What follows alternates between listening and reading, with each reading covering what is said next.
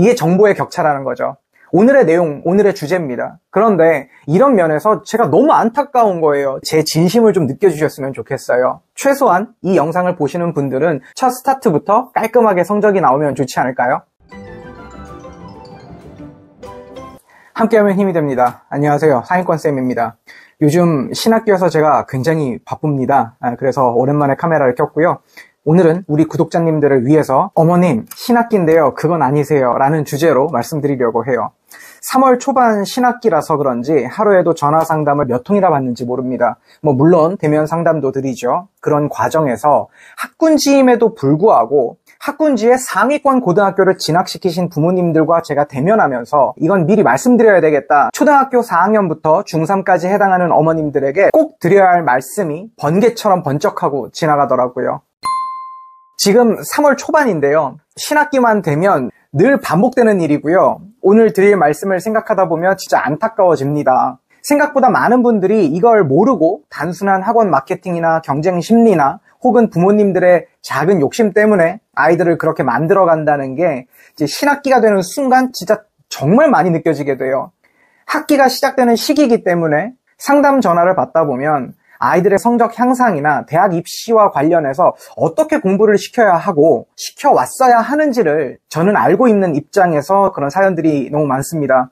타임머신처럼 시간을 돌릴 수는 없겠지만 방금 말씀드린 것처럼 이 영상을 초등 고학년에서 중등 정도의 어머님들이 보신다면 미래를 좀 바꿔드릴 수 있지 않을까라는 생각을 하게 됐고요. 부디 이 영상을 보시는 분들만큼은 이런 과정을 겪지 않으시길 바랄게요. 어떤 전화들을 많이 받냐면 학군지에서 예비 고1이 되고 이제 고등학교 1학년이 됐죠. 그러면 그 상위 고등학교에 걸맞는 내신 준비를 했어야 하는데 그런 면에서 미리 철저히 공부를 시키지 못하시고 내신 위주의 중등 암기 위주의 공부만 해오다가 집 앞에 있는 고등학교에 그냥 보내신 거예요. 그러면 최소한 그 해당 고등학교 홈페이지에 탑재되어 있는 작년 기출 중간고사 문제를 출력하셔서 아이에게 보여주시고 한번 풀려보셔야 돼요. 하셨나요? 해보셔야 합니다. 그리고 그렇게 해보시고 당황하셔서 전화를 주시는 분들이 꽤 계세요. 이미 늦은 상황이죠. 그나마 이런 분들은 다행이에요. 출력해서 보여는 주셨으니까요.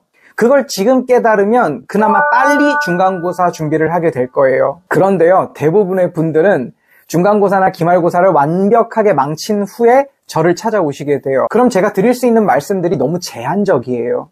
그냥 너무 늦으셨습니다 라는 말씀밖에 드릴 수 없거든요. 어떤 곳에서는 그런 상황도 괜찮다. 그냥 우리를 믿고 맡겨라. 다음 시험부터 복구시켜줄 수 있다라는 가능성 없는 이제 그런 이야기를 하기도 하죠. 하지만 저는 솔직하게 말씀을 드리는 편이거든요. 사실 정말 너무 늦은 거예요. 그래도 방법은 있습니다. 길게 보고 욕심내지 않고 성실하게 쌓아 올려가면 고등학교 2학년 정도가 됐을 때는 다 복구를 할 수 있지 않을까 싶습니다. 라고 말씀드리지만 2학기 중간기말 혹은 1학기 기말까지 잘 볼 수 있는 방법은 드라마틱하게 있지는 않거든요. 하지만 이런 모든 상황에서 첫 스타트부터 깔끔하게 성적이 나오면 좋지 않을까요? 제가 받는 상담 전화들 중에 이런 내용들도 있어요. 학원을 다녀본 적이 없대요. 학군지인데 수학만 신경 쓰셨대요. 수학은 정말 잘하고요. 그런데 아이가 영어 단어를 외우기 싫어한대요. 그걸 왜 좋아할까요? 다 싫어합니다. 하지만 준비를 하는 거죠. 영어는 이제 처음으로 학원을 알아보고 학원을 다녀본다는 거예요. 고1이 되는 시점에서요. 그래서 제가 테스트를 봐야 된다. 그래야 받을 수 있습니다. 라고 말씀을 드리면 우리 아이는 테스트를 볼 필요가 없대요. 왜냐하면 보나마나 못할 거기 때문에. 그러시면 학원을 보내시는 게 아니라 과외를 붙이셔야 되거든요. 이미 어느 정도 준비되어 있는 아이들과 함께 섞여서 그 아이가 완전 기본적인 거를 배워야 한다고 주장하면 사실 그것도 다른 아이들에게는 민폐가 될 수 있으니까요. 실제로 제가 테스트를 보고 나도 도저히 맡아드릴 수 없는 그냥 과외를 시키셔라 라고 말할 수밖에 없는 사례들이 많아요. 제가 물론 맡을 수도 있겠지만 그렇게 되면 이런 아이들은 못 따라오거나 아니면 제가 그 아이만 위해서 가르쳐야 하는 상황이 생기죠. 어떤 곳에서는 이런 아이들이 방치되기가 쉽습니다. 선생님의 케어를 못 받는 거죠. 하지만 그렇게 되면 방치된 아이는 시간과 돈은 다 버리게 되고 더 큰 어려운 상황을 겪게 되기 때문에 그렇게 되면 서로 스트레스를 받습니다. 그래서 이런 면에서 현재 초4부터 중3까지 어머님들이라면 최소한 어느 정도 학군지에 들어가는 지역이나 특히 학군지에 계시다면 예를 들어서 대치동, 중계동, 목동이나 이제는 대흥동이나 반포나 송파, 잠실, 분당, 일산, 평촌, 구리까지도 다 학군지로 볼 수 있죠. 영통지구까지도요. 경쟁이 있는 그런 고등학교들에 보내시는 부모님들께서는요, 전혀 준비를 안 하는 상태에서는 절대로 시험을 대비하기가 녹록하지 않습니다. 그렇기 때문에 미리 준비를 하셔야 되겠고, 어학원 스타일의 커리큘럼만 돌면서 토플이나 주니어 탭스 같은 수준의 높은 독해 위주의 실력만 쌓아 올리셨다면, 그리고 지금 그러고 있는 중이라면 반드시 입시 영어, 그 중에서도 암기 위주가 아니라 문법과 문장 구조를 정확하게 학습시켜 줄 수 있는 학원을 병행시키세요. 그곳을 그만두라는 게 아닙니다. 어떻게 해서든지 방법을 좀 찾으셨으면 좋겠다는 이야기를 드리고 싶어요.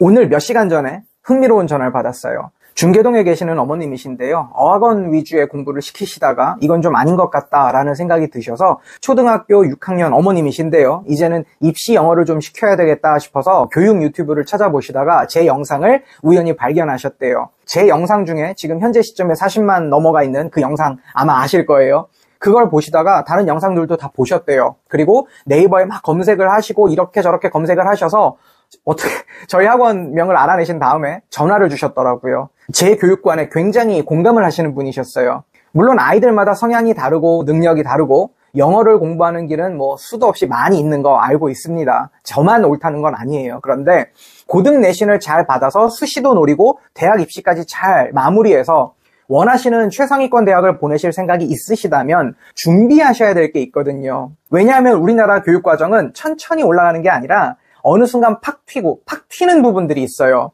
그것 때문에 준비를 해야 되는 겁니다. 그런 면에서 초등학교 말부터 고민하시는 분들이 계시고요. 그냥 알아서 해주겠지라고 흘러가게 두시면서 바쁜 직장 생활 속에서 아이의 시간을 그냥 보내시는 분들도 계세요. 이게 정보의 격차라는 거죠. 오늘의 내용, 오늘의 주제입니다. 그런데 이런 면에서 제가 너무 안타까운 거예요. 지금 말씀을 딱 드리면 해결될 수 있는 문제인데 나중에 그 아이가 더 좋은 포지션을 차지할 수 있는데, 그래서 방금 말씀드린 분과 무슨 이야기를 했냐면 독해 위주로만 편중되어 있는 학습을 시키다 보니까 감으로 해석하고 있고요.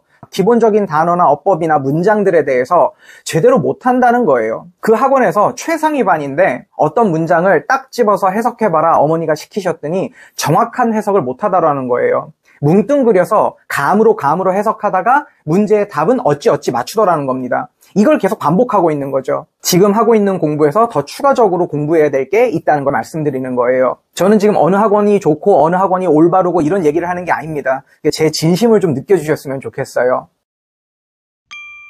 늘 정제되어서 정보를 전달해드리는 그런 영상들을 찍다가 제가 유튜브를 시작했던 그 처음의 마음 그대로 말씀을 드리고 싶은 거예요. 이걸 아시면 더 나아질 수 있을 텐데 하는, 최소한 이 영상을 보시는 분들은 정보의 격차가 해소되길 바라는 거죠. 그래서 좀 더 다른 미래로 아이들을 보내셨으면 좋겠어요. 영어가 절대 등급 평가로 바뀌었다고 해서 수능 영어가 쉬워진 건 아니에요. EBS 연계율 때문에 영어는 비약적으로 어려워졌습니다. 아시는 분들은 아시겠지만 영국 옥스포드나 케임브리지 같은 데 가서 어떤 영상을 찍었죠. 우리나라 빈칸 추론 문제들을 대학생들한테 풀게 한 적이 있어요. 그 중에 일부는 틀리더라고요. 이런 문제로 우리 아이들이 영어를 풀고 있거든요. 그렇다면 우리가 문제를 바꿀 수는 없겠고, 영어의 난이도는 굉장히 올라갔지만 지금 현재 연계율은 사실상 제로예요. 난이도는 그대로 어려운 상태입니다. 그럼 이게 어려워졌을까요? 쉬워졌을까요? 난이도는 올라갔는데 그게 연계율 때문에 올린 거였어요. 비슷한 문제를 출제할 거고 미리 공부할 수 있게 해주기 때문에. 이제는 비슷한 문제가 안 나와요. 그런데 레벨은 그대로입니다. 그러면 이건 굉장히 어려워진 상태예요. 그런데도 어떤 어머님들은 우리 아이가 중2나 중3 때까지 수능 1등급을 안정적으로 확보하고 싶다고 말씀을 하세요. 그러려면 수학보다 공부를 더 해야 됩니다. 그런데 영어의 공부 시간은 정말 짧게 잡으려고 하시죠. 그리고 그렇게 한다고 효과가 있는 것도 아니에요. 왜냐하면 꾸준히 유지를 해야 되는 거기 때문에, 제가 늘상 말씀드리지만 영어를 수능 보는 그날 1등급이 나오게 만들려면 꾸준히 타고 오르는 그래프 속에서 다른 과목들과 밸런스를 맞추셔야지, 영어를 미리 이렇게 만들어 놓고 그것이 쭉 지속될 거다 1등급으로, 그거는 정말 아니세요. 영어는 언어기 때문에 오히려 천천히 가야 되는 그런 학문입니다. 그렇게 해서 수능 보는 날 안정적으로 컨디션에 맞춰서 대학을 갈 수 있는 것인데, 영어를 너무 쉽게 봤다가 발목 잡히는 사례를 너무 많이 보게 돼요. 그리고 고등학교 1학년 첫 시험부터 망치면서 여러 가지의 가능성을 내려놓게 되고 자녀와 엄마가 엄청 싸우고 하는 사례들을 보게 되면서 이렇게 말씀을 드리고 싶은 거였고요. 영어는 결국 관리가 필요합니다. 절대 등급이라는 이 허울 좋은 시스템에 발목을 잡히지 않으셨으면 좋겠어요. 결국 고3 될 때까지 영어를 관리하면서 유지하지 않으면 결국에 성적은 떨어지게 돼 있거든요. 오늘의 내용은 여기까지입니다. 도움이 되셨는지요? 우리가 함께 한다면 분명 힘이 될 겁니다. 오늘도 자녀들을 키우시는 많은 부모님들을 응원합니다.